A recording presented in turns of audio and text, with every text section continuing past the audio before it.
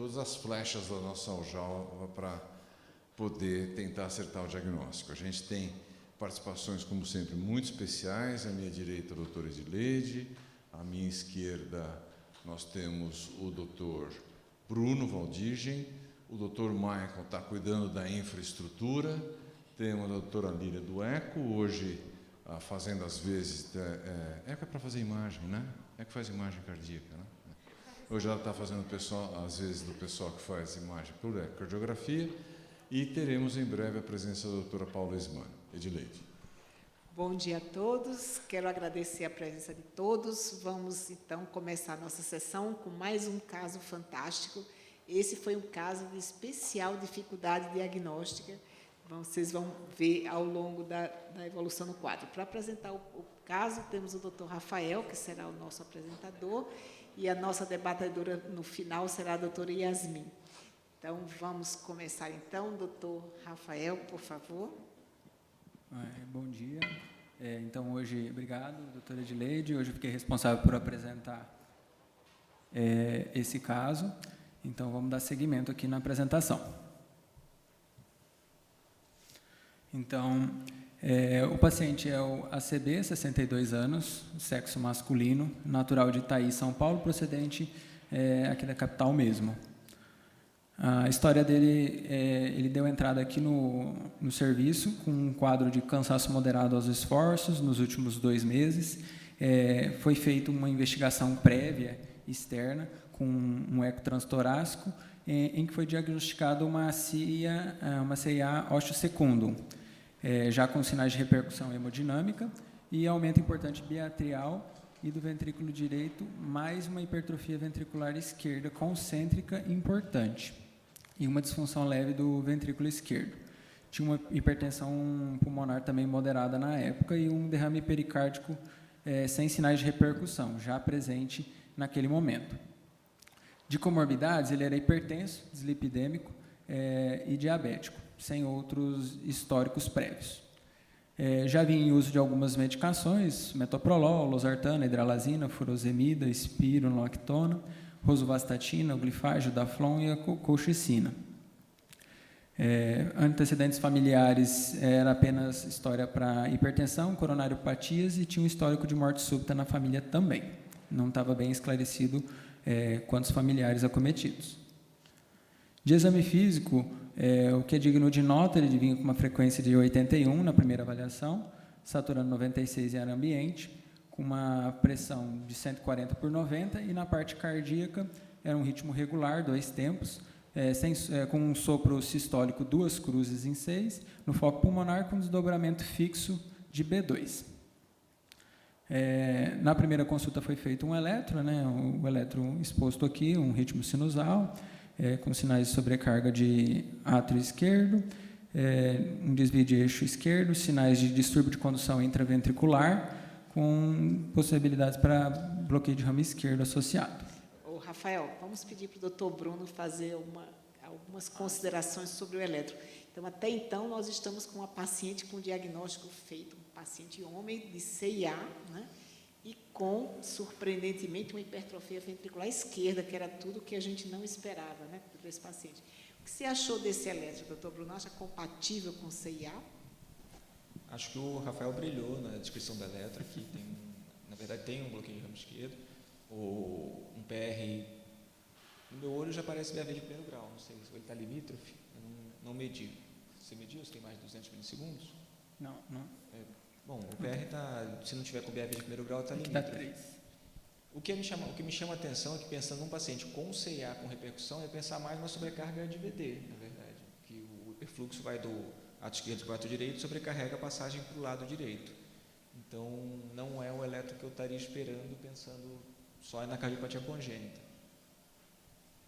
Ok, vamos continuar. Então, temos 2 características aqui que a gente precisa esclarecer, né? Tanto o derrame pericárdico que esse paciente tinha e um aumento de espessura de paredes ventriculares, uma hipertrofia, né, entre aspas, do ventrículo esquerdo, não esperadas no paciente com CIA. Okay. Muito bem. Então, dando sequência. Esse paciente, como ele já tinha feito uma investigação externa, né, que eu havia comentado, ele trazia um ecocardiograma. Esse eco já tinha um átrio esquerdo de 62 milímetros de diâmetro, com um volume indexado de 49 ml, já demonstrando um septo de 17 milímetros e uma parede posterior de 15, com uma fração de ejeção prévia de 76%. Vamos agora dar uma parada e vamos perguntar ao nosso consultor do Carandá, que é o Dr. Fernando Scolari. Apareceu mais uma coisa estranha na CIA, que é esse átrio esquerdo aumentado, né, Fernando? O que você pensaria nesse paciente? Paciente difícil. Tudo bem? Boa tarde. Muito interessante o caso. A gente tem, então, um paciente com uma CIA, ósseo secundo, né, com aumento biatrial, hipertrofia de VD e hipertrofia de VA. Não é comum, né, a gente verificar a hipertrofia de ventrículo esquerdo. Nesses casos, embora ele tenha algumas comorbidades que poderiam se associar com hipertrofia ventricular, né, ele é um paciente hipertenso. O que me chama a atenção é que ou a gente está diante de um caso, né, de um paciente que tinha uma CIA, talvez não tivesse uma evolução,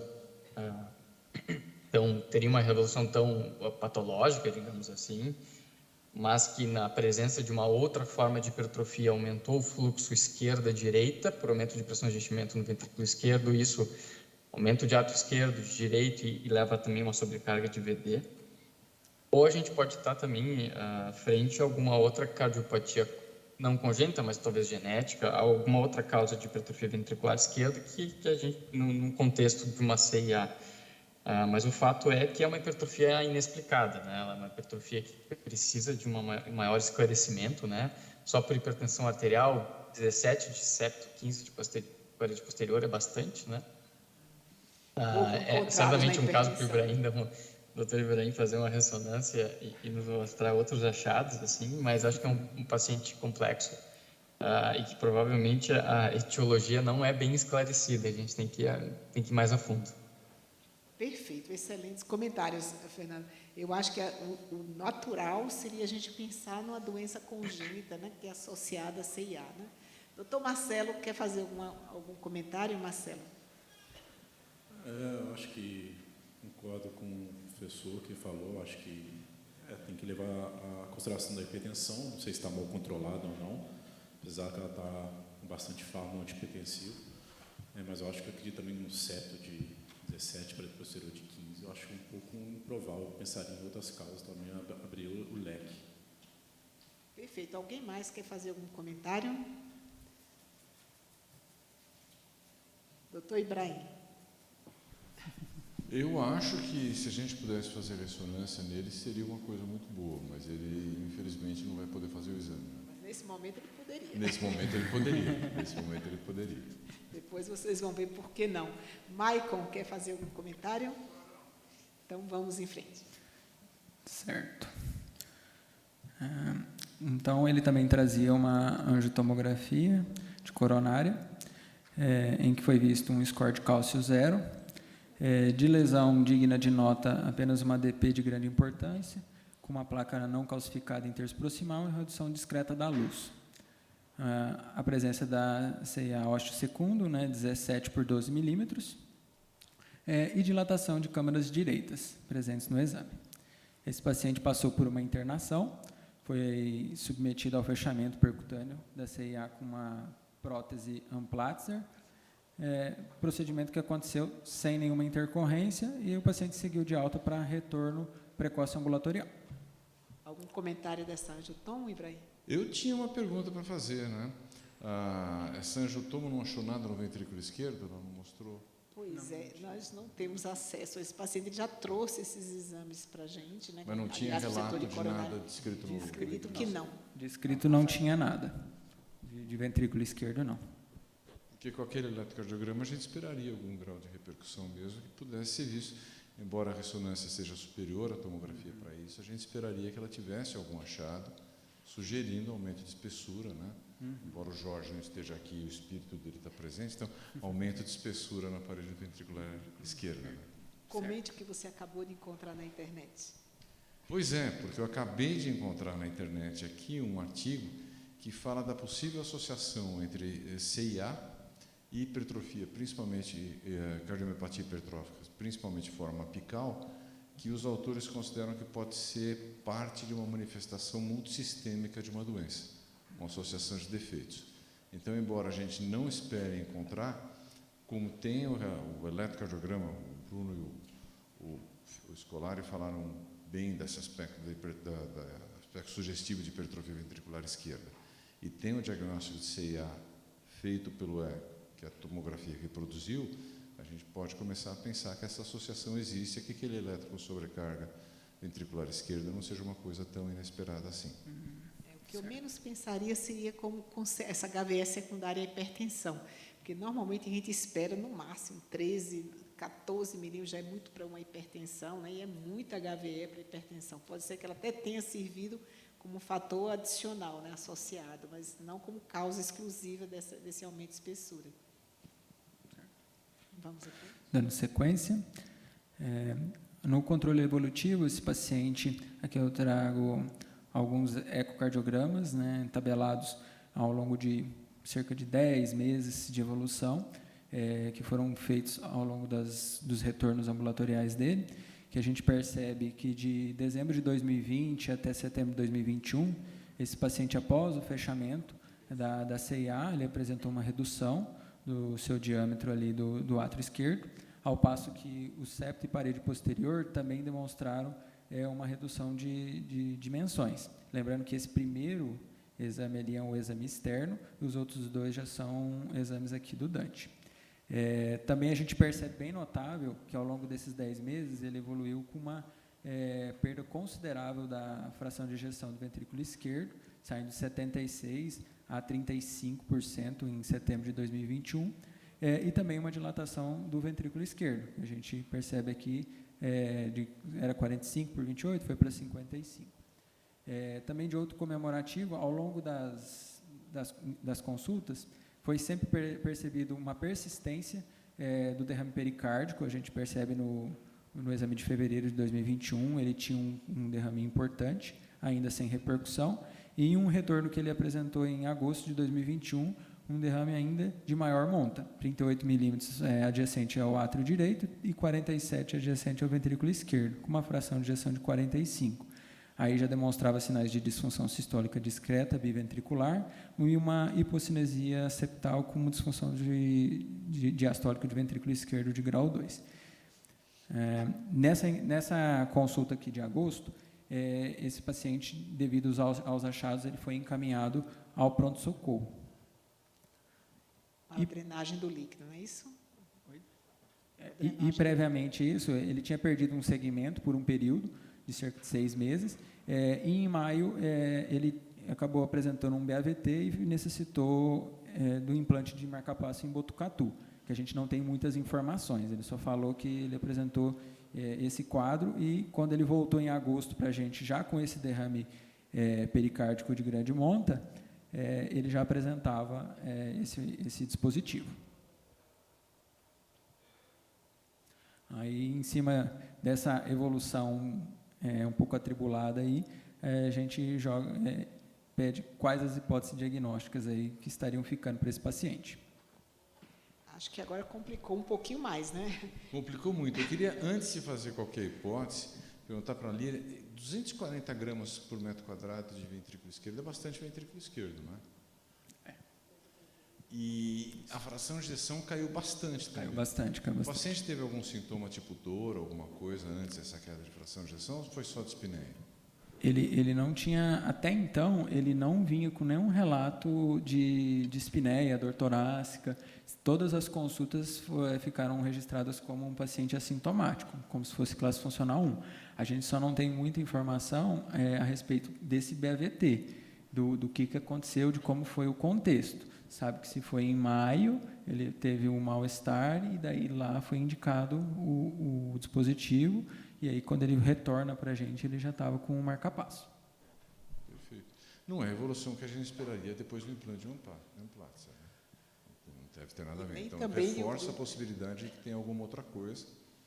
Nem de um paciente com miocardiopatia hipertrófica, que seria o nosso diagnóstico mais provável, já que a gente exclui hipertensão. A segunda hipótese que justificaria esse aumento de espessura seria, em termos de frequência, a miocardiopatia hipertrófica. Mas também está estranha a evolução desse paciente. Precisar de um marca-passo, né? Primeira coisa. Segundo, esse derrame pericárdico inexplicado nessa história aqui. Claro que teve um procedimento, mas ele já estava prévio ao procedimento, já existia o derrame pericárdico. Então, realmente um quadro bem capcioso, bem diferente, né? Que a gente pensaria em tentar investigar alguma coisa. E depois a evolução para uma perda de fração de ejeção. O Tito pediu para perguntar se não tem mesmo história familiar de cardiopatia em nenhum parente próximo dele. Tem? Não tinha histórico de fenômenos cardiopáticos. Aqui no auditório, alguém tem alguma suspeita diagnóstica para esse paciente? Vocês querem fazer algum exame que a gente ainda não tenha feito? Então, Edileide, bom dia, pessoal. Assim, eu penso, nesse momento, eu acho que o problema da CA, aparentemente, já foi resolvido. A gente tem que pensar em alguma coisa que tenha... Né, qual seria o provável para levar a uma disfunção tão importante em tão pouco tempo, né? Óbvio que a primeira coisa para a gente pensar a principal causa aí de disfunção é coronariopatia. Acho que, pelo menos, não que eu pensaria nesse caso, já que ele não tem sintomas especificamente, mas acho que a gente precisaria excluir, para, então, pensar em uma alteração funcional de causa não isquêmica, e aí vamos pensar em outra coisa que poderia comprometer e levar a uma queda tão importante da fração de ejeção num período tão curto, né? Uma miocardite é uma possibilidade, mas eu acho que interessa nesse caso, se a gente acrescentar a doença coronária aqui, vai ser já um outro diagnóstico que não justifica nem o derrame pericárdico, nem a hipertrofia. Foi ótimo, Paulo, ter tocado nesse assunto, porque teve também a história de uma tomografia que falava de uma placa no descendente posterior, né? Isso. Claro que a gente não espera que uma placa no ramo descendente posterior faça a fração de ejeção cair para 35. Mas lá sem redução luminal, né? Então, sem... de repente era uma coisa para se pensar. Agora, o interessante é que ninguém valorizou o que não estava de acordo antes do procedimento do implante, né? Quer dizer, tinha um eletro com sobrecarga ventricular esquerda, tinha eco mostrando aumento da espessura, aumento da massa, mas tudo bem, essa parte não foi valorizada, se tocou só a parte do tratamento da CIA. Isso mostra como, às vezes, a gente tem que ficar atento para todas as coisas que estão dando sinal de alerta. Todos os detalhes, né? Eu não sei qual exame que você tem em sequência, mas talvez apresentar a cintilografia agora com dipyridamol seria um bom momento. Cintilografia? Eu não sei como é que passa, porque vai ter que passar vários slides. Que eu tenho a foto do paciente agora. Então, Pode ser? Pode me apresentar. Tá. Certo. Aí aqui a gente traz a foto do paciente, né, do rosto, né, que ao longo das hipóteses que foram elencadas, tem uma foto do rosto, uma discreta macroglossia ali, que ele até tinha uma certa dificuldade para conversar mais recentemente. As imagens autorizadas para o paciente. Vejam que, de início, a gente achou que essa face dele estava bem infiltrada, depois a própria família nos lembrou que ele estava em uso de corticoterapia por conta do derrame pericárdico. Isso tudo começou, esse roxo assim, dessa forma, ele tem essa dificuldade de mímica facial que ele tinha, depois que ele começou a usar a prednisona para tratamento do derrame pericárdico. Então, um dado a mais. Mas parecia, sim, ter uma macroglossia. Doutora Edileide, e esse derrame chegou a ser drenado? Porque era o derrame... Vocês vão falar do resultado? Acho que o Rafael vai comentar. Vamos chegar lá. Vamos chegar lá agora. Então, em vista daquele exame de agosto, com aquele derrame pericárdico volumoso, esse paciente foi encaminhado para o pronto-socorro, para a internação. Nessa internação, em agosto, ele passou pela drenagem de Marfan, foram feita a retirada de 1.500 ml, um líquido hemático, sem coágulos. O pericárdio foi descrito como espessado, livre e sem aderências, e foi feita a biópsia de pericárdio. A biópsia do pericárdio veio com presença de fibrose, uma proliferação vascular e um processo inflamatório crônico inespecífico na tela subserosa, com ausência de granulomas ou sinais de malignidade. Então, uma biópsia inespecífica até o momento.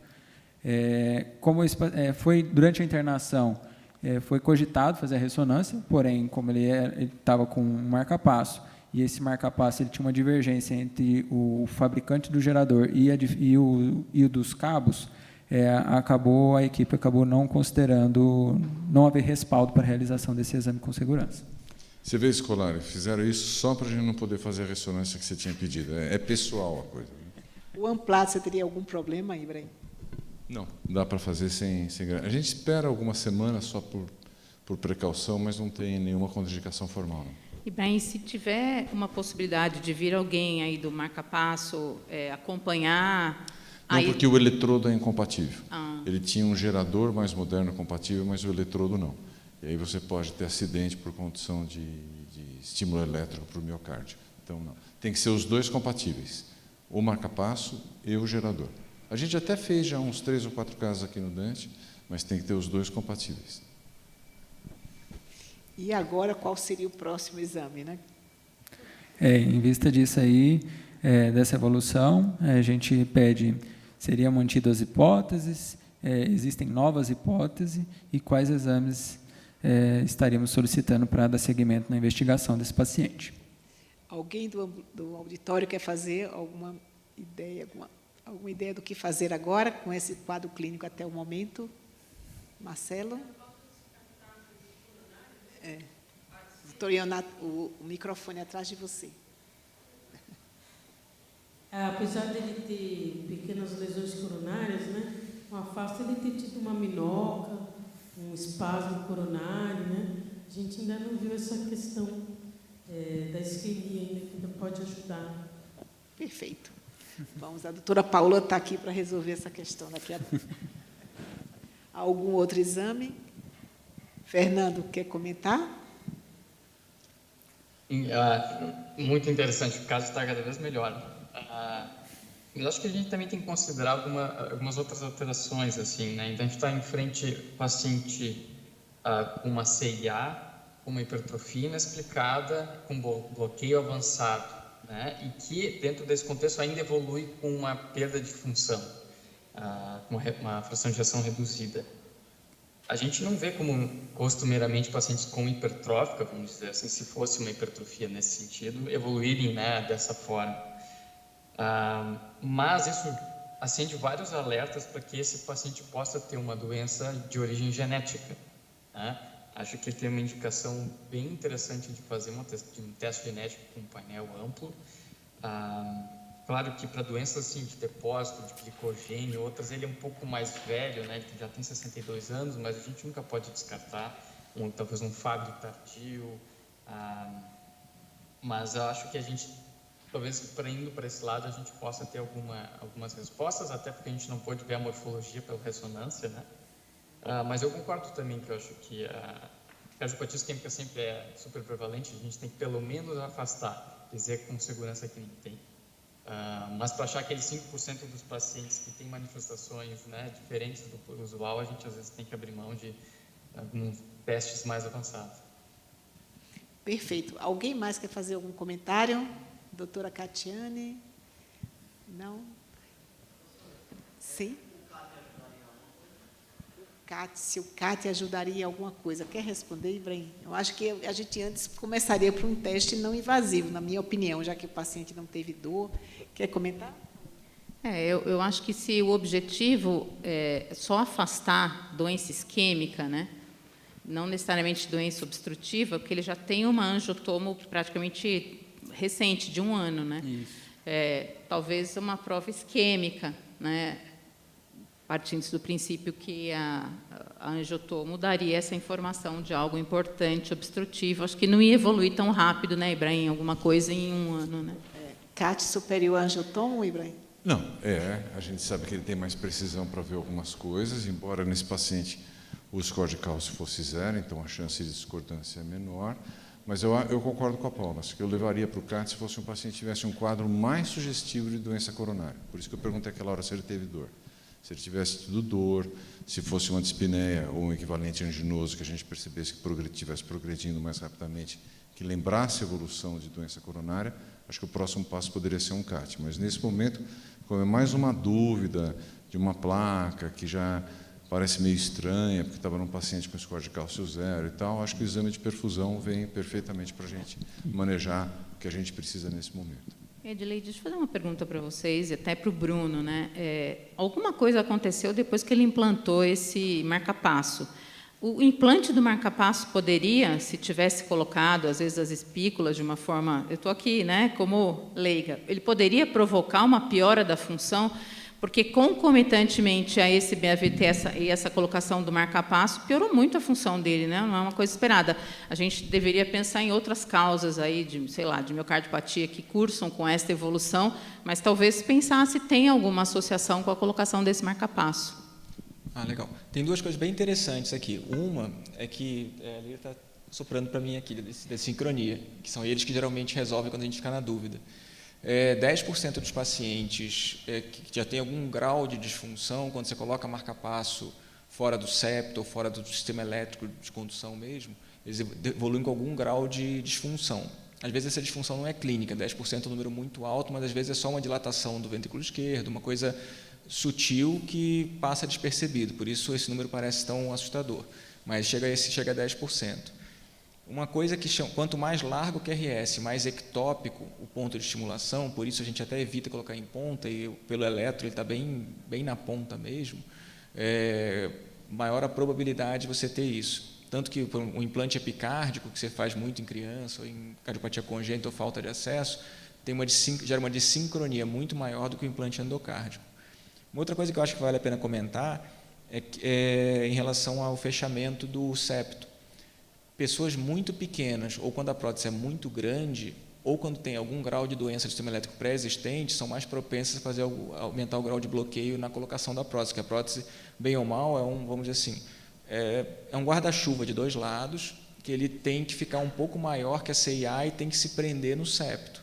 Então, de alguma forma, ele amassa um pouco a parte mais próxima das válvulas, que é onde fica o nó AV e onde fica o sistema de condução.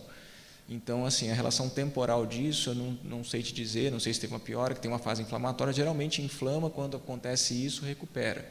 A regra é isso não acontecer, mas próteses muito grandes, ou se o paciente for muito pequeno, isso também pode ter sido um fator desencadeante desse bloqueio, que a gente perdeu esse pedacinho. Mas sim, o marca-passo pode causar isso. Bruno, o fato dele ter um bloqueio de ramo esquerdo, já com o QRS alargado previamente, tornaria menos provável que houvesse um desincronismo muito maior induzido pela estimulação ou não? Que ele tivesse um QRS estreito prévio. O raciocínio faz sentido. Ele tem um bloqueio de ramo esquerdo com hiperdesvio do eixo. Já é, assim, vamos dizer, o pior cenário em relação à desincronia. Mas aí fica mais... O racional está perfeito. Não sei se a gente consegue bater o martelo nisso. Mas, sim, faz sentido pensar assim. Que não mudou muito do pré para o pós. Vamos em frente, Rafael? Ok. Priscila, pode comentar, por favor. Me desculpe, você já passou essa informação, porque eu cheguei um pouquinho atrasada. Esse paciente tem insuficiência renal? Não, ele não tinha disfunção, não. Renal, não. Então, vamos em frente. Certo. Dando sequência, aí esse paciente... finalmente, até então, ele não estava propriamente dito com o ambulatório de miocárdio. Então, ele foi encaminhado após a internação, foi encaminhado após a internação para o ambulatório do miocárdio, então abriu-se o leque de investigação. Então, foi solicitado relação capa-lambda para esse paciente, um novo ecocardiograma transtorácico para avaliar controle do derrame pericárdico, que até então o último era com controle de 6 milímetros. Foi iniciado o desmame de furosemida e corticoide, que esse paciente já vinha de longa data em uso devido a esse derrame pericárdico. Foi avaliado uma pesquisa genética para investigação de causas associadas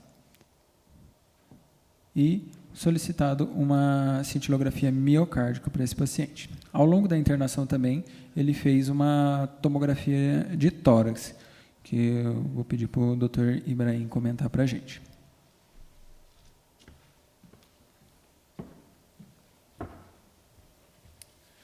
Obrigado. Até vai ser interessante, depois dos comentários feitos pelo Bruno, a gente olhar. Foi uma tomografia de tórax sem contraste. A gente observa aqui o eletrodo descendo pelas veias. Conforme a gente vai chegando mais perto do coração, ele vai entrando e o implante é realmente apical. Bruno, não sei se você conseguiu ver, mas o implante realmente é apical. Chama a atenção que o eletrodo está posicionado muito distal no ventrículo direito. Outra coisa que chama atenção é que esse paciente ainda tem o tronco da pulmonar dilatado, e a gente vê o Amplatzer, que é fundamentalmente o que eu vou mostrar aqui de perfil, mostrar de frente para ver que ele está bem implantado, a relação dele com o eletrodo, e só para justificar o fato da gente ter vindo umas imagens coloridas mexendo, mostrando o Amplatzer e a presença do eletrodo bem distal, mas de um ventrículo aumentado, um ventrículo esquerdo que seguramente tem dimensões maiores do que aquilo que a gente consegue habitualmente ver. Mas esse aumento poderia ser por aumento da espessura, não necessariamente cavidade, né? Obrigado, doutor Ibrahim. Agora eu chamo a doutora Líria para comentar o transtorácico do paciente. Aqui só me ajuda que eu sempre faço confusão com isso. Tá aqui. Tá. Peraí. Tá. Então, não vieram as letrinhas, que pena. Mas, enfim. Então, a gente fez eu fiz o ecocardiograma transtorácico desse paciente agora em fevereiro, dia 23 de fevereiro, e a gente pode observar aqui na janela parasternal longitudinal, né, o ventrículo direito, o ventrículo esquerdo, a aorta e o átrio esquerdo. O ventrículo direito tem uma dilatação, me pareceu discreta, que ele ainda é menor que o VE, né, a gente vai avaliar isso melhor nos próximos cortes.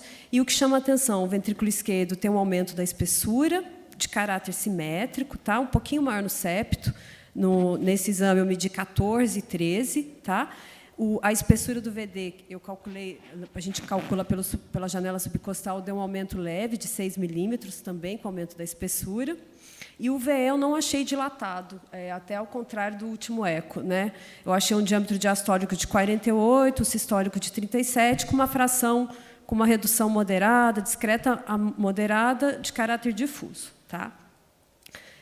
Aqui a gente pode ver o eixo curto, a gente vê mesmo o derramezinho pericárdico, aqui me pareceu discreto, né, nesse eco de fevereiro. Tá? Tem o septo com uma movimentação assincrônica, acho que até possivelmente pelo bloqueio de ramo esquerdo, pelo marcapasso, né? E uma leve hipocontratilidade das demais paredes.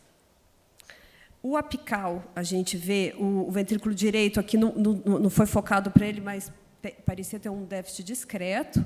Tem um eletrodo de marcapasso, aqui que está difícil de vocês verem, mas a gente vai ver melhor. E o ventrículo esquerdo, né, um aumento da espessura, de forma difusa, né, uma disfunção discreta moderada, piora um pouquinho a contração do septo, e aqui no apical duas câmaras, a parede inferior parece um pouco pior, mas pode ter uma contaminação até do próprio septo ventricular. Tá? Eu fiz o método, a gente calculou aqui o apical 3 câmaras para ver, né? A gente vê de novo aqui a parede inferior-lateral, a parede anteroseptal, mitral um pouquinho espessada, a aorta também, a válvula aórtica também, com esse derrame pericárdico discreto. A gente fez o cálculo aqui da fração de ejeção pelo método biplanar de Simpson, que é uma maneira volumétrica melhor, que a gente estima a fração de ejeção e volume pelo eco bidimensional, e foi estimado em torno de 41%. Tá bom? E aqui a gente vê uma via de entrada modificada para mostrar para vocês a prótese de Amplatzer, bem bonitinha, não parece ter shunt residual, e uma insuficiência tricúspide, que a gente estimou, na ocasião, uma pressão de artéria pulmonar de 37. Tá? E o VD, os parâmetros foram compatíveis com uma disfunção, a gente deixa essa quantificação mais subjetiva, mas os parâmetros, o Doppler tecidual, o TAPS e o FAC, foram sugestivos de uma disfunção sistólica do ventrículo direito, que foi laudado como discreto. A gente fez o strain também para avaliar a deformação desse miocárdio, né, que assim, nós, como ecocardiografistas, quando a gente pega aumento da espessura, ventrículos com aumento da espessura, a gente tem que sempre tentar fazer o strain. Isso, assim, nas clínicas particulares é meio confuso, porque tem convênio que paga e não paga, mas a gente sempre tem que tentar fazer para auxiliar no diagnóstico. Aqui deu uma redução em torno de 7,4, né? Tem uma redução significativa da deformação miocárdica, com pouquinho menos reduzida na região apical. Não é característica, né, daquele apical sparing, que a gente fala da cereja do bolo, que a gente até mostrou nos outros casos, né? Mas aqui o que chama atenção é essa relação da fração de ejeção pelo strain, que deu de 5,5. Isso aumenta, tem uma sensibilidade, uma especificidade para a amiloidose. Tá? Então, o índice de apical sparing é quando a gente soma a média do strain apical e divide pelo basal e médio, maior que 1, o dele não deu, né? O dele deu em torno de 0,46, tá? Nesse exame. E o outro que a gente parte também é você dividir a fração de ejeção pelo strain. Isso denota o quê? Que esses pacientes têm um strain reduzido e uma fração de ejeção preservada. Né? Na maioria dos casos de amiloidose, é isso que a gente vê acontecer, né? Principalmente por transterritina. Aqui, apesar dele já ter uma redução da fração de ejeção e ter uma redução global do strain, a gente vê que essa relação deu maior que 4,1, né? Deu de 5,54, que pode ser um indício que ela tem uma sensibilidade, uma especificidade para o diagnóstico de amiloidose. Líria, mas nesse momento não era a sua hipótese, né? Não, eu fui falar com a doutora Edileide nesse dia, né? Falei, doutora Edileide, não achei cara de amiloidose esse paciente, mas talvez porque não era aquela amiloidose pensando por transterritina, né? Que a gente vê aquelas espessuras aumentadas, 18, 20, ela é cintilante, fica com focos hiperecogênicos, né? A cavidade menor. E o que chamava atenção, ele tinha uma espessura nem tão grande, nem tão aumentada, com uma disfunção ventricular, né? Então, será que pode ser aquele outro tipo de amiloidose, amiloidose L, que a gente sabe disso, né? Que você tem uma desproporção para o grau dessa espessura, para o comprometimento da função, do que a gente está achando pelos outros exames, né? Pela cardiotoxicidade até. Então, eu ainda fui discutir com a senhora, que eu falei, nossa, aí a senhora me falou uma coisa que eu não vou falar agora, que vai ficar para os universitários. E aqui o que chama atenção, né, é a cava dele, que ele estava numa condição volêmica um pouco mais compensada, não tinha derrame, hipertensão pulmonar discreta, né, com valor mais baixo. E aí agora a gente segue.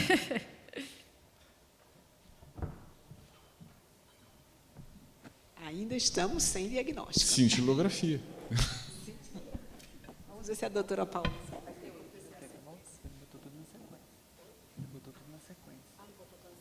Depois eu volto. Isso, deixa eu pular ele, sai eu volto depois. Porque esses aqui é os novos, né? Pode voltar. Quer que volte? Pode voltar, porque eu acho que ainda depois eu volto para falar. Pode continuar, doutora Líria. Desculpa. Era 26. Aí depois desses, obrigada. Tá. Como é que passa? Eu vou ter que passar todos um por um.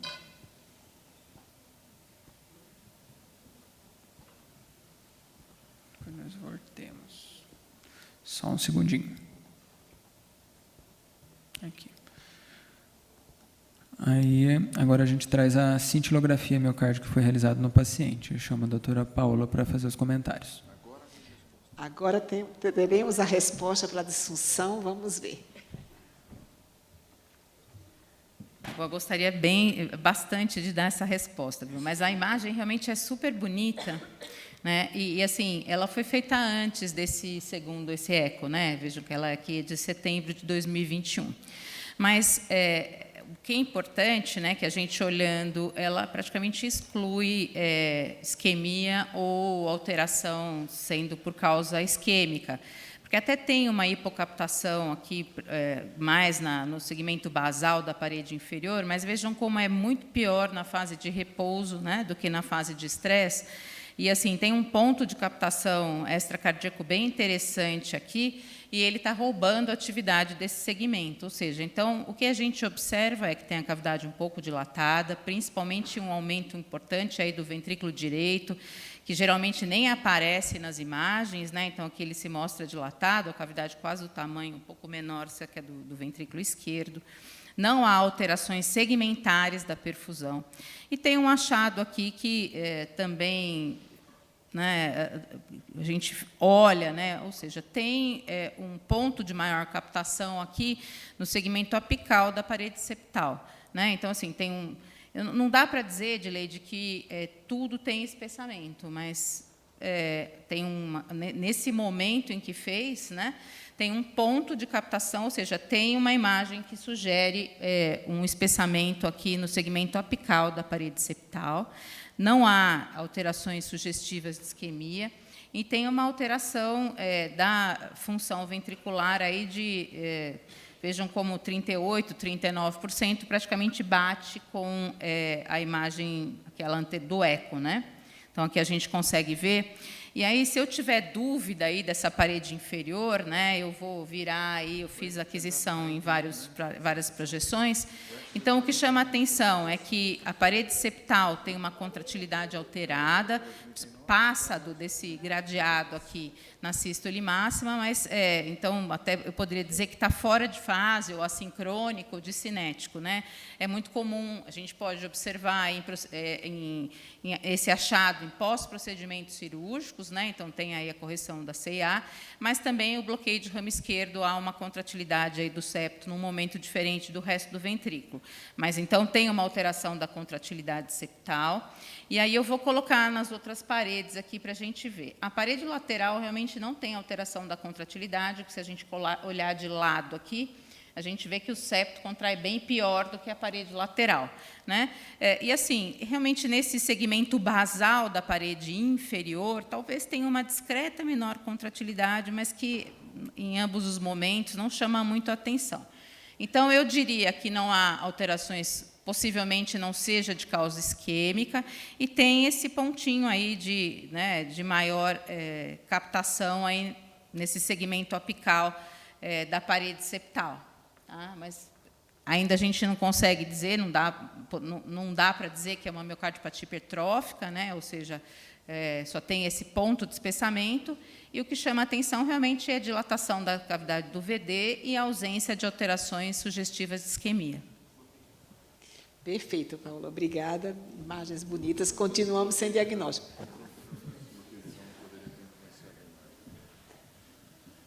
Paula, o Bruno quer saber se o bloqueio de ramo esquerdo podia ter interferido nessa imagem. O bloqueio de ramo esquerdo, ele, na verdade, foi feito sob estresse farmacológico com dipiridamol, né? Então, e ainda com marca-passo, não há uma alteração da frequência cardíaca durante a aquisição. Então, não poderia. E se o bloqueio de ramo esquerdo fosse dar uma alteração perfusional, poderia ser uma alteração na parede septal, que não tem aí. O que ele poderia diminuir um pouco a fração de ejeção. A gente observa, às vezes, que... Por quê? Porque tem um segmento contraindo fora da fase. Então, quando a gente olha, aí, talvez a fração de ejeção tenha sido estimada um pouquinho mais baixa. Né? Eu diria que perto de 41, 42, realmente, para nós dá 38, 39, talvez por causa do bloqueio de ramo esquerdo. Mas a perfusão, ele realmente não altera, somente sob o estresse com dipiridamol. Vamos em frente? O Rafael, né? Isso. Queria perguntar uma coisa. Vocês falaram anteriormente da pesquisa de cadeias leves. Vocês têm esse resultado? Lá ele vai falar agora. Vamos chegar lá, agora. Certo. Aí, ao longo, então, da evolução, foram feitos esses exames, enquanto a gente estava aguardando o resultado dessas pesquisas, que vamos agora. Então, foi feita a imunoeletroforese sérica, da urina de 24 horas e a pesquisa de cadeias. Na imunoeletroforese sérica, apenas uma redução da imunoglobulina G e A, mas sem grande significado. A imunoeletroforese urinária veio positivo para cadeias lambda, e, por sua vez, a pesquisa de cadeias leves e livres demonstrou uma prevalência de lambda, gerando uma relação de 0,07, em que o valor de referência é de 0,31 até 1,56. Então, isso já começou a deixar mais sugestionável o quadro por uma amiloidose. No entanto, Rafael, é bom a gente lembrar que o fato de ter uma gamopatia monoclonal não necessariamente isso aqui quer dizer que o paciente tem amiloidose e cadeias leves. Ele pode ter só uma gamopatia monoclonal de significado incerto e outro problema no coração, até outro tipo de amiloidose. Então, por isso que a gente precisa confirmar no tecido se realmente tem depósito, qual é o depósito que tem, né? Oi, Gileide, lá no início vocês falaram de uma biópsia, era só do líquido, né? Foi a biópsia do pericárdio. Pericárdio. Biópsia pericárdio que não mostrou nada. Não mostrou nada. Nem sabemos se foi feita coloração específica, né, do vermelho Congo, acho que não foi feito nessa época. Isso é uma coisa que você já comentou antes, mas eu acho importante repetir, porque é um ensinamento prático, ainda mais que o vídeo fica no YouTube, né? Quer dizer, se a pessoa tem uma queixa de dispneia e alguém perde essa relação e ela vem com essas alterações, isso não quer dizer que aquela dispneia seja por uma amiloidose cardíaca. Ele pode ter uma gamopatia de significado incerto e, sei lá, está hipertenso, alguma coisa assim. É muito comum em indivíduos idosos ter essa desproporção entre as cadeias, né, capa e lambda, e não necessariamente isso quer dizer amiloidose. Agora, quando a gente vê uma desproporção muito acentuada, como é esse o caso, eu vejo uma lambda de 173 e uma capa de 11, aí já torna muito menos provável que seja essa gamopatia de significado incerto, que não quer dizer doença.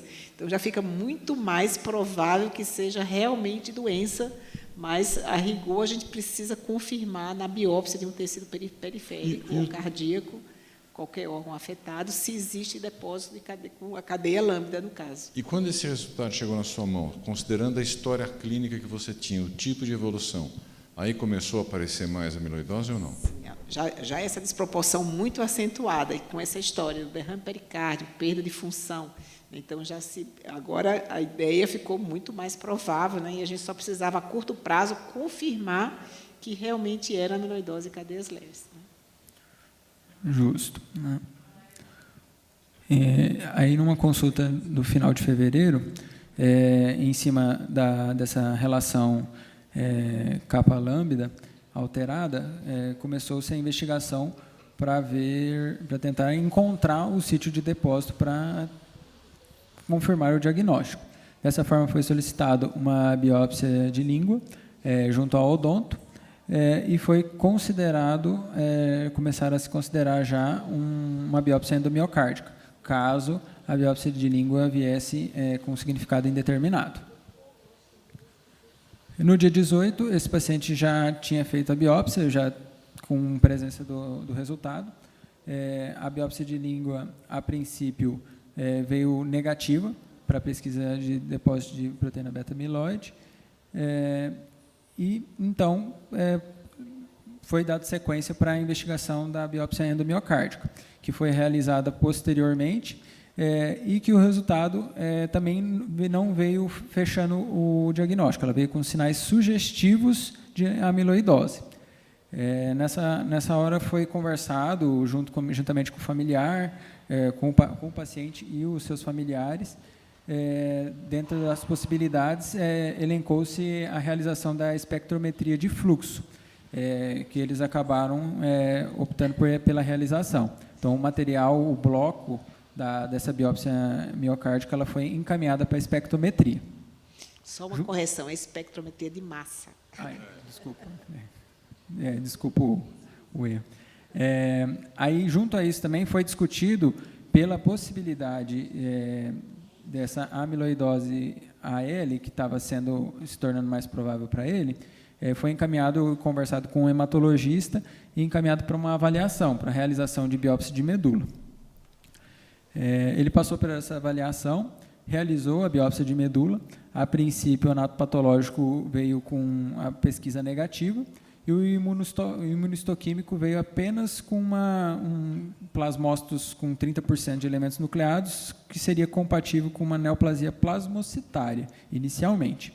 E, na espectrometria de massa, a gente, quando ele retornou, já apresentava o resultado, que finalmente veio com o depósito, né, a presença da proteína amiloidose tipo AL, confirmando o depósito das cadeias lambdas no miocárdio.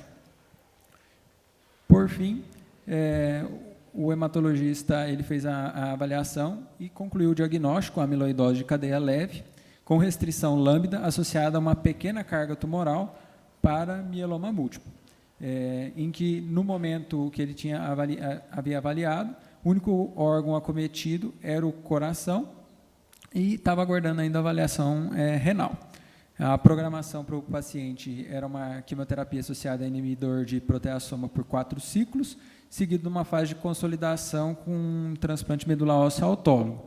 E, inclusive, ele havia encaminhado o paciente novamente para nós, para caso a função cardíaca do paciente permitisse. Na última consulta, esse paciente passou por um novo ecocardiograma, e daí eu vou chamar a doutora Laira para comentar novamente.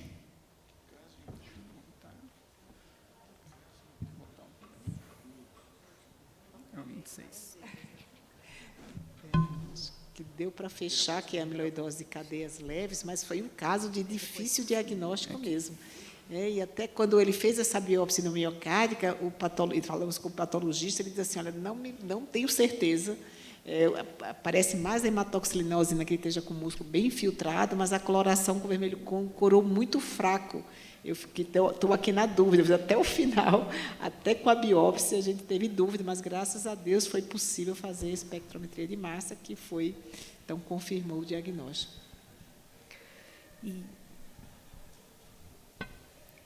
Então, ele voltou para a gente agora no dia 8 de abril, e a gente repetiu o eco dele, e a função cardíaca dele teve uma piora significativa, tá? Aumentou um pouquinho a espessura do septo, o VD, a espessura também ficou aumentada, tá? Vou passar aqui, porque a gente já está com comprometimento difuso, pior mesmo ainda do septo. Aqui parecia um derrame pericárdico ainda discreto, mas quando a gente ia para o corte apical, eu vou mostrar para vocês depois o átrio direito, o VD parecia mais hipertrófico também, o volume, né, aqui é difícil, muitas vezes difícil a gente ver, porque essa redução do volume diastólico para o volume sistólico é bem sutil, mas, principalmente aqui na região lateral, médio apical da parede lateral, o septo, parede inferior e a parede anterior, me pareceram, né, um pouco mais hipocontrátil, tá? A gente fez avaliação pelo método de Simpson, a fração de ejeção foi estimada por volta de 31%, tá? E mostrando que ele teve uma piora significativa, né? E esse paciente parecia estar um pouco mais com a volemia um pouco aumentada. A gente era observado aqui um aumento do derrame pericárdico adjacente ao átrio direito. A gente não conseguiu avaliar a função diastólica pelo marca-passo, tá? Mas dá para ver que chamava atenção esse derrame que ele não tinha em fevereiro. E o VD piorou um pouquinho a função também, tá? Os parâmetros diminuíram em relação ao eco de fevereiro. E a pressão sistólica de artéria pulmonar subiu bastante, né? Estimando que o gradiente, sem somar o átrio direito, foi estimado em torno de 50, e a cava dilatada, vou voltar aqui depois, com variação um pouquinho reduzida. Tá? Então, e o strain é mais ou menos bem parecido, né? Só caiu um pouquinho, era 7,2, 6,9. E, assim, eu não sei se ele estava bem hipertenso no dia desse exame, não estava, acho que, fazendo uso de medicação, não sei se isso pode ter colaborado com essa disfunção, piora da fração, mas nesse dia eu fiquei bem preocupada. Falei, doutora Edileide, acho que agora é a amiloidose mesmo, que está tendo uma perda significativa da função no curto período de tempo, né? E aqui só para a gente mostrar o comparativo, tá? Aqui, ó, o apical 4 câmeras, um pouquinho pior, tá? O VD também, mas chama mais atenção a espessura, a disfunção e um quadrinho comparativo, tá? Tanto do VE quanto do VD, e da cava com a PSAP, né? Então, acho que pode estar relacionado, então, acho que isso também pode ser um dado, né, a favor do diagnóstico. Excelente. Obrigado, doutora. Demoramos um pouco a mais do que desejaríamos para fazer esse diagnóstico, né? Foi um caso difícil. Certo. Então, aí foi concluído o diagnóstico do paciente, né? Novamente, a amiloidose de cadeia leve, com restrição lambda. Ok, agora eu vou chamar a doutora Yasmin para comentar um pouquinho para a gente sobre a amiloidose AL. Quando ela apresenta, Adileide, só para fazer, antes de pedir toda essa sequência para fazer o diagnóstico de cadeia leve e tal, você acha que a cintilografia com pírio teria algum papel em se pensando de amiloidose em excluir a Sabe que a Yasmin vai comentar agora na apresentação dela que, na verdade, quando a gente tem a relação capa-lambda alterada, a gente deve seguir a rota hematológica, esquecer a cintilografia, porque a cintilografia pode dar alterada e confundir mais o diagnóstico do que esclarecer. Boa tarde. Considerando o diagnóstico de amiloidose AL, eu trouxe alguns slides para a gente comentar sobre essa doença. Então, o que seria a amiloidose AL? Ela é uma neoplasia hematológica que é consequente a uma proliferação anormal de plasmócitos. E esses plasmócitos, em proliferação aumentada, vão produzir cadeias leves que vão se depositar nos tecidos formando agregados proteicos, que são as fibrilas amiloides. E essas fibrilas são coráveis pelo vermelho Congo. Então, a gente tem a imunoglobulina como produto do plasmócito, e essa imunoglobulina ela tem cadeias pesadas e cadeias leves. Na amiloidose AL, a gente vai ter justamente a proliferação, a produção excessiva das cadeias leves. E aí, essa cadeia leve, por uma alteração conformacional, vai adquirir um formato de fibrilas, que são agregados, né, e vão se agregar, se depositando em alguns tecidos. E aí, esse depósito nos tecidos é o que vai desencadear as clínicas. Aí, eu trouxe aqui um corte de um nervo longitudinal, mostrando justamente a presença dessas fibrilas coradas pelo vermelho Congo nas setas.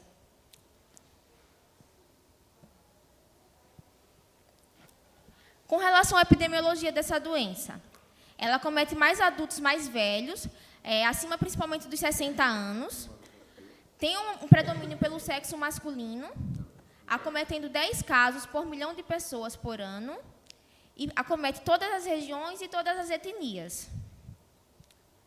Então, a gente sabe que a clínica da amiloidose AL ela vai depender do local em que vai se depositar esses complexos amiloides.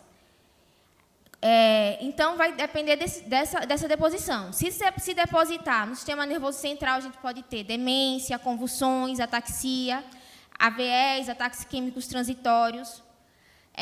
Na região oftalmológica, pode ter opacificação vítrea, glaucoma, anormalidades pupilares. No sistema cardiovascular, inicialmente, esse paciente vai se apresentar com insuficiência cardíaca de fração de ejeção preservada, mas que, evolutivamente, no fim da doença, pode vir a apresentar uma fração de ejeção reduzida. Ela pode ocasionar também doenças no sistema de condução, arritmias atriais, trombos atriais e arritmias ventriculares. Com relação ao comprometimento renal, a gente pode ter a presença de proteinúria e de insuficiência renal. A proteinúria é um sintoma bem característico da amiloidose AL. No sistema nervoso periférico, a gente pode ter alterações de sensibilidade, temperatura, dor neuropática, fraqueza, desequilíbrio. E síndrome do túnel do carpo bilateral, que diferencia ela da forma TTR, de transtirretina. No sistema nervoso autônomo, podemos ter disfunção erétil, náuseas, vômitos, diarreia, constipação, hipotensão postural e até síncope. Um outro achado característico da amiloidose AL é a presença da macroglossia, que ocorre justamente pela deposição no tecido muscular, que é característico da amiloidose AL. Com relação à amiloidose cardíaca, tem alguns sinais nos exames que a gente pode ficar atento para fazer com que a gente pense no amiloidose. Seria, no eletro, a gente vai encontrar um padrão de pseudoinfarto com ausência de onda R nas derivações precordiais. Esse padrão acontece em 60% a 70% dos casos. Em 40% das vezes, a gente pode encontrar uma baixa voltagem do complexo QRS. O paciente ele pode abrir um quadro com uma fibrilação atrial, com um bloqueio atrioventricular. E outra característica importante é que a gente vai ver um paciente que vai ter uma espessura de parede aumentada, mas vai ter um QRS desproporcional, porque essa espessura de parede ela é por depósito, então não vai acontecer um QRS proporcionalmente aumentado. No eco, a gente pode ter espessamentos de VE, de VD, dilatação biatrial, espessamento septal, espessamento valvar, disfunção diastólica, e um padrão interessante também é que esse acometimento ele poupa a região do ápice do cardíaco. Na ressonância, a gente tem um realce tardio difuso na região subendocárdica. A gente vai ter uma elevação persistente dos níveis de troponina e BNP e uma elevação desproporcional aos sintomas de IC. E considerando a cintilografia com pirofosfato, na amiloidose ATTR, ela é mais indicada para o diagnóstico da amiloidose ATTR, porque a gente vai ter uma captação aumentada do tecido do músculo cardíaco, que na amiloidose AL não vai ter. Então, a gente está diante de um paciente que tem essas alterações de clínica e tem esses achados nos exames, então a gente tem que pensar em amiloidose AL. Pensando em amiloidose AL, a gente solicita já diretamente a dosagem da relação kappa-lambda, a imunofixação sérica e a imunofixação urinária. Então, se esse paciente tiver esses exames positivos, a gente vai seguir a rota hematológica, que foi o caso do nosso paciente. Considerando a amiloidose AL, a gente tem que levar em consideração que é uma urgência diagnóstica, já que é uma neoplasia hematológica, e já tem que contactar um hematologista.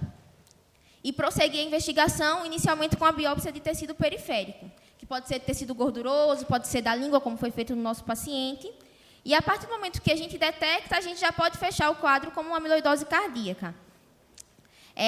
Mas, para confirmar o tipo de depósito de amiloide, a gente tem que fazer a espectrometria de massa ou a imunohistoquímica, sendo a espectrometria o padrão ouro para o diagnóstico. Então, considerando o tratamento, o objetivo do tratamento é justamente erradicar os clones de plasmócitos da medula e tentar reverter a lesão nos tecidos e órgãos acometidos por esse depósito amiloide. E a base do tratamento vai ser a terapia de indução. O principal esquema é o daratumumab, associado a ciclofosfamida, bortezomib e dexametasona. E, a depender do risco do grau do paciente, a gente considera o transplante autólogo de células hematopoéticas. Então, se for um paciente de risco baixo, a gente considera fazer a terapia em altas doses antes de fazer o transplante e quando faz o transplante, após essa terapia, tem resultados mais significativos. Caso o paciente tenha um risco intermediário, a gente faz a terapia de indução em dose convencional e faz o transplante posteriormente. E caso seja um paciente idoso, que tenha um alto risco, a gente considera só fazer a terapia de indução. Com relação ao prognóstico, a amiloidose AL ela tem depósitos amiloides mais tóxicos comparados às outras amiloidoses. Então, faz com que ela tenha um desenvolvimento de uma forma mais acelerada do que o padrão normal da amiloidose, podendo ter um aumento mensal da espessura miocárdica de 1,45 até 2,16 milímetros, e elevações mais acentuadas de marcadores como troponina e BNP. Então, levando em consideração esse quadro, os pacientes acabam por desenvolver sintomas de IC mais precocemente e podendo chegar a óbito numa média de 6 meses após o diagnóstico. Pronto.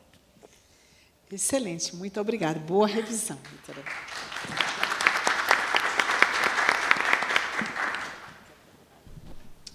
Vou encerrar agradecendo a todos, mais uma vez dando os parabéns ao pessoal que tanto preparou o caso como fez a apresentação, e agradecer muito a Paula, a Líria, ao Bruno, ao Scolari, que acompanha a gente de longe mais uma vez, e terminar com uma reflexão aqui, que foi engraçado que a parte que era fácil demorou para ser feita, e a parte que era difícil foi procurada com diligência.